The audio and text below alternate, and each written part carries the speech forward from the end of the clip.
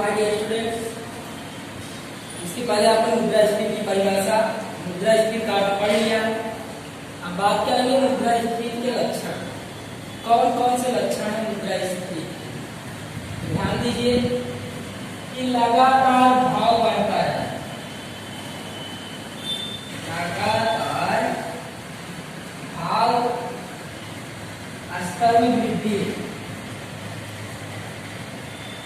कहने का मतलब है कि लगातार महंगाई बढ़ती है। महंगाई किसी एक क्षेत्र में नहीं, हर क्षेत्र में सभी चीजों का भाव बढ़ता है। सभी चीजों की जो भाव में वृद्धि हो लगातार। कहने का मतलब बाजार में सब्जियों के दाम ज्यादा हो जाते हैं तो मुद्रास्फीति नहीं, तो मौसमी है। मुद्रास्फीति का मतलब होता है कि सभी क्षेत्रों में, कोई भी क्षेत्र, कोई भी वस्तु, सबका दाम लगातार बढ़ता है तो उसी को हम कहते हैं लगातार भाव स्तर में वृद्धि होना मुद्रास्फीति का पहला लक्षण है। अर्थतंत्र में सभी चीजों के भाव बढ़े, सभी क्षेत्र, अर्थतंत्र के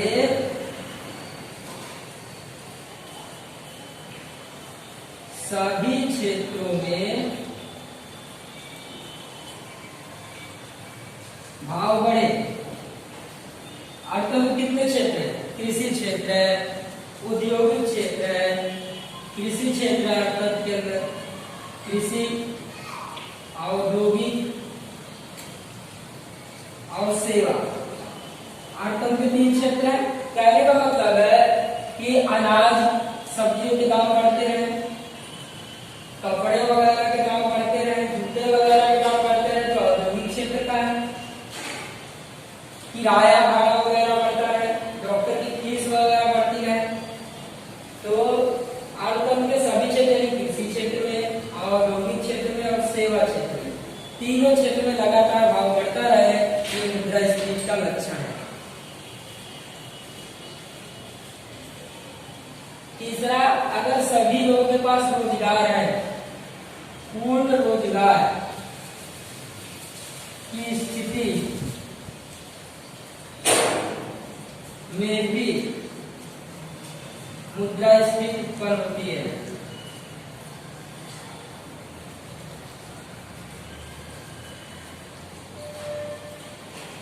पूर्ण रोजगार की उपस्थिति मुद्रास्फीति उत्पन्न होती है। कहने का मतलब है जब सभी लोगों के पास काम होगा तो सभी की मांग होगी, यानी जब सभी लोग काम करेंगे सभी लोग की डिमांड होगी। कहने का मतलब है कि अगर अधिक से अधिक लोगों के पास रोजगार होता है तो उनकी खरीदने की क्षमता बढ़ जाती है। जब किसी वस्तु खरीदने की क्षमता बढ़ जाती है तो वस्तु की डिमांड बढ़ती है, और डिमांड बढ़ती है। अगर सप्लाई कम रहे डिमांड की तुलना में, अगर मांग की तुलना में पूर्ति कम रहे तो क्या होगा? वस्तु के दाम बढ़ जाए। कहने का मतलब है कि मान लीजिए कि एक नया मॉडल का मोबाइल आया है और सभी लोग काम कर रहे हैं, सभी के पास पैसे, ठीक है, तो मोबाइल का 100 पीस है लेकिन डिमांड कितनी है? 200 पीस की। तो क्या होगा? जो लोग पैसा होता है अगर ऊंचे दाम पे खरीदते, इससे क्या होता है? इससे क्या होता है? भाव वृद्धि होती है, यानी पूर्ण रोजगार की स्थिति में भी मुद्रास्फीति उत्पन्न होती है।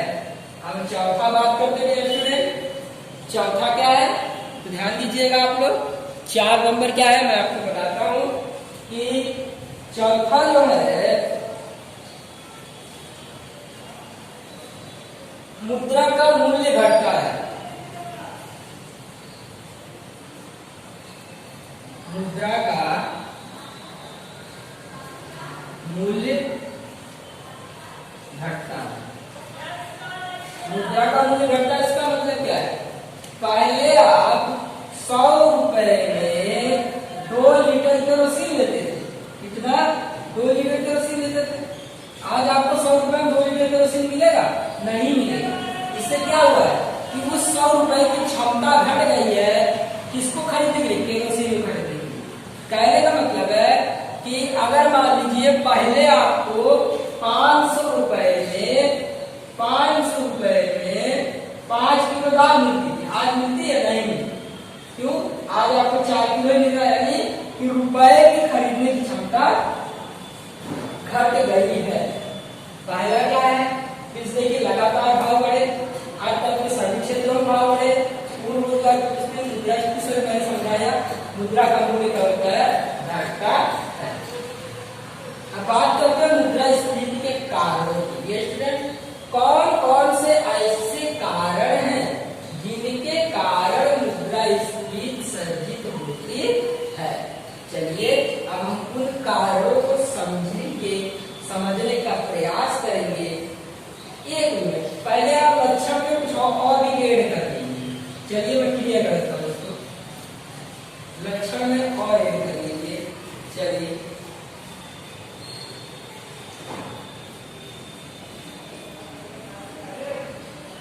देखिए सरकार क्या करती है, टैक्स में छूट देती है, टैक्स में छूट,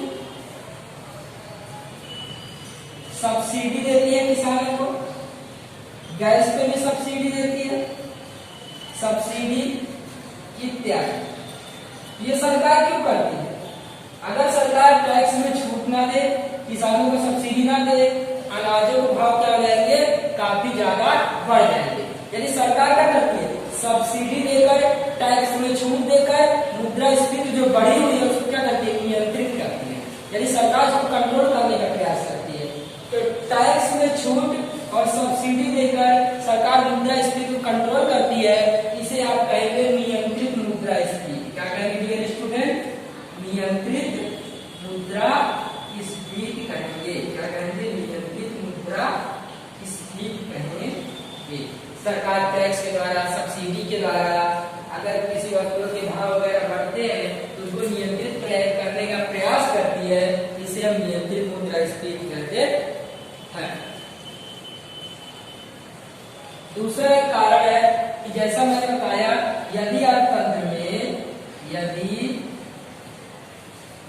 अर्थतंत्र में किसी एक वस्तु का दाम बढ़ता है, किसी एक वस्तु का दाम बढ़ता है, वस्तु का दाम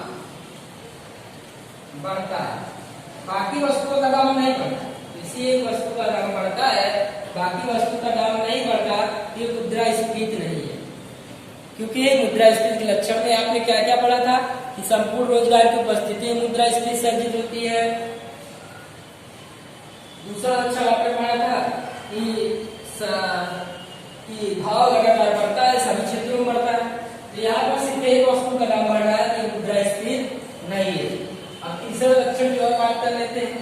चलिए तीसरा लक्षण क्या है, अर्थतंत्र में बेकार पड़े तो वस्तु या सेवा के भाव बढ़ने के साधन कार्यरत हो जाए और उत्पादन बढ़ने से भाव घटेगी। तीसरा क्या होगा कि अगर भूमि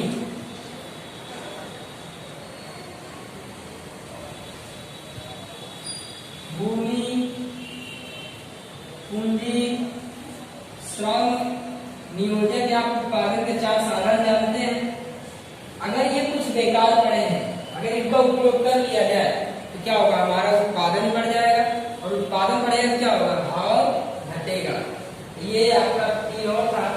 चलिए अब हम आगे बात करते हैं मुद्रास्फीति के कारण। कौन कौन से कारण हैं जिनके कारण मुद्रास्फीति सर्जित होती है। चलिए अब हम देखते हैं। मुद्रास्फीति के 2 कारण हैं, मांग में वृद्धि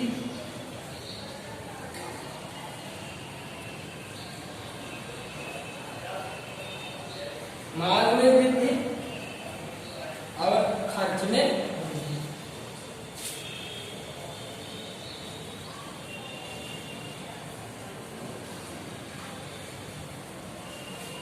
मांग में वृद्धि, खर्च में वृद्धि।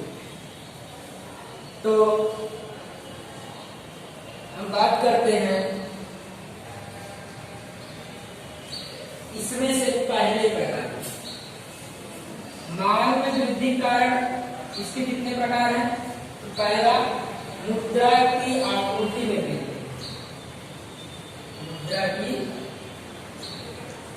आपूर्ति में वृद्धि। 2 कारण है, पूर्ति में वृद्धि, खर्च में वृद्धि। तो पहला आप जान गए, क्या जाने कि मांग में वृद्धि में पहला क्या है, मुद्रा की आपूर्ति में वृद्धि, सरकार की, दूसरा इसी में मांग में सरकार की सार्वजनिक खर्च में वृद्धि, सार्वजनिक खर्च में वृद्धि, तीसरा है आपका जनसंख्या वृद्धि। यह मांग में वृद्धि की बात कर रहे हैं, ध्यान दीजिएगा, जनसंख्या में वृद्धि। आपने मुद्रास्फीति के कितने कारण जाने, दो कारण जाने, मांग में वृद्धि और खर्च में वृद्धि। अब मांग में वृद्धि के तीन प्रकार है, मुद्रा की आपूर्ति में वृद्धि, सरकार के सार्वजनिक खर्च में वृद्धि, जनसंख्या में वृद्धि। चलिए एक एक उठाकर समझने का प्रयास करें।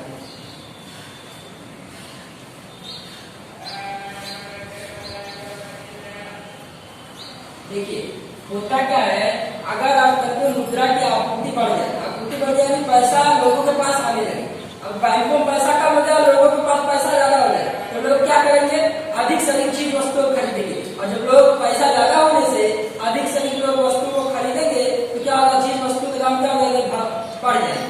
इसी करते हैं मुद्रा की आपूर्ति में वृद्धि के कारण चीज वस्तु के दाम में होने वाली वृद्धि और मुद्रा की आपूर्ति वृद्धि के कारण साधित होने वाली मुद्रा।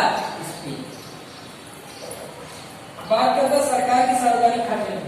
अगर सरकार सड़कों का निर्माण, रेलवे का निर्माण, पुलों का निर्माण लगातार करे, उसमें क्या होगा, रोजगार बढ़ेगा, और आपके लक्षण पर आता है, जब रोजगार बढ़ता है तो लोगों की आय बढ़ती है, जब रोजगार बढ़ता है क्या होता है, लोगों की आय बढ़ती है, और जब लोगों की आय बढ़ेगी तो लोग क्या करेंगे, अधिक सारी चीज वस्तु की डिमांड करेंगे, और जब मांग ज्यादा होगी और पूर्ति कम होगी तो चीज वस्तु का दाम क्या हो जाएगा, ऑटोमेटिक बढ़ जाएगा। इससे बात का दूसरे साथ बात है, अगर 4 लोग है तो उनकी खपत कम है, जैसे ही परिवार में 8 लोग हुए उनकी खपत क्या ज्यादा हो जाएगी, जैसे जनसंख्या वृद्धि होगी उनकी डिमांड क्या हो जाएगी, बढ़ती जाएगी, और डिमांड बढ़ने से पूर्ति कम होगी, पूर्ति कम होने से क्या होगा, मुद्रास्फीति संचित होगी। अब बात करते हैं खर्च में वृद्धि। खर्च में वृद्धि कारण किस प्रकार मुद्रास्फीति संचित होती, खर्च में अगर खर्च बढ़े तो उसके कारण कैसे मुद्रास्फीति सर्जित होती है। तो देखिए अब मैं आपको बता रहा हूं कैसे खर्च वृद्धि होगा तो मुद्रास्फीति सर्जित होगी।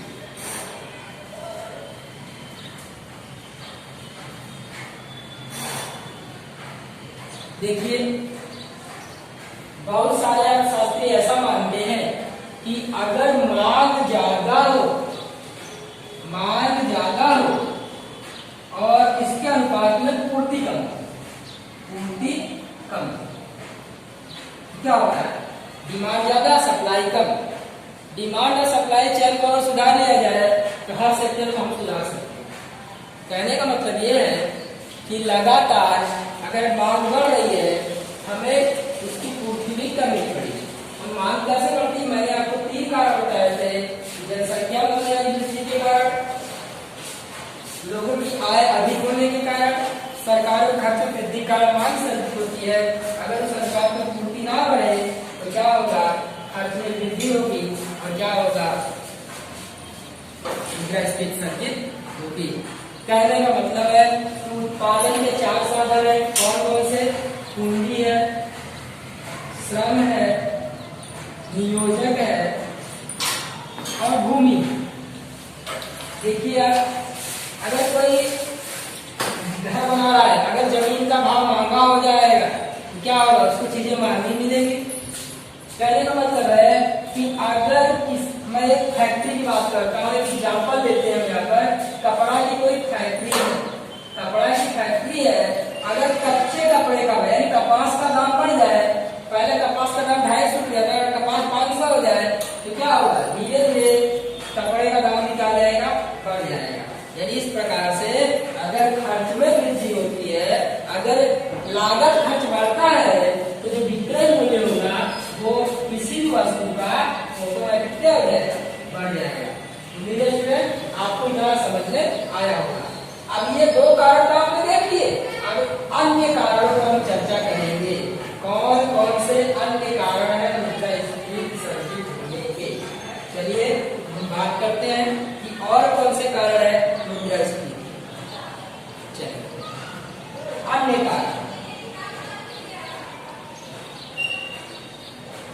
कारण कौन कौन से? तो देखिए अन्य कारणों की बात करते हैं। मांग में वृद्धि और खाद्य वृद्धि दो कारण देखा, लेकिन व्यवहार में कई ऐसे और कारक होते हैं जो मुद्रास्फीति उत्पन्न करते हैं। कैसे? तो देखिए अगर सरकार क्या करे, अगर कोई वस्तु आयात कर रही है, कोई वस्तु क्या करे, सरकार आयात कर रही है और आयात टैक्स एक्सपोर्ट ड्यूटी बढ़ा दे, आयात टैक्स क्या कर दे, बढ़ा दे, तो क्या होगा कि वस्तुओं की दाम क्या हो जाएगी, ऑटोमेटिक बढ़ जाएगी।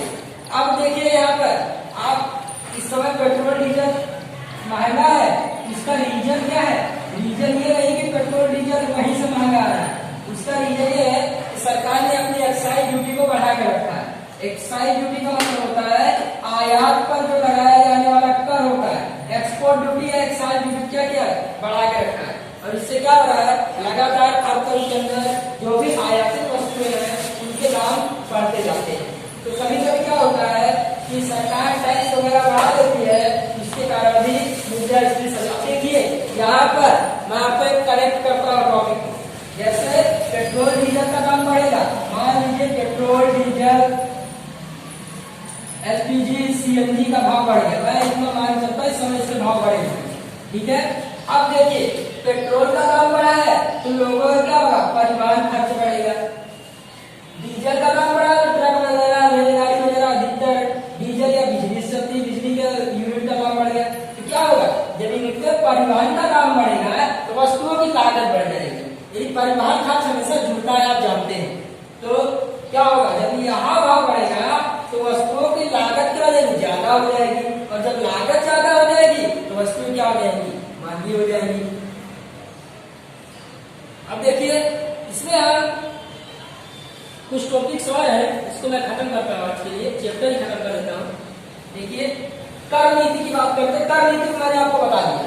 तो अब बात करते हैं आयातित वस्तु कीमत में वृद्धि, बता दिया मैंने आपको, अभाव या कमी, अभाव या कमी ये लास्ट टॉपिक है आपका, आपका चैप्टर आज खत्म हो गया। अभाव या कमी, अभाव देखिए भाव लिखा है, आ का मतलब है कम होना, अब भाव का मतलब होता है मूल्य। अगर कोई चीज कम है, कोई संपत्ति क्या होती है, कमी वाली होती है, आप वैल्यू पढ़ेंगे। अगर कोई वस्तु कम है तो उसका मूल्य हो। हवा पानी सूर्य प्रकाश का कोई मूल्य नहीं, क्योंकि हमें निर्बाध रूप से प्राप्त होता है। निर्बाध का मतलब होता है किसी बाधा के बिना, ठीक है। तो यहाँ पर अभाव या कमी कहने का मतलब है कि अगर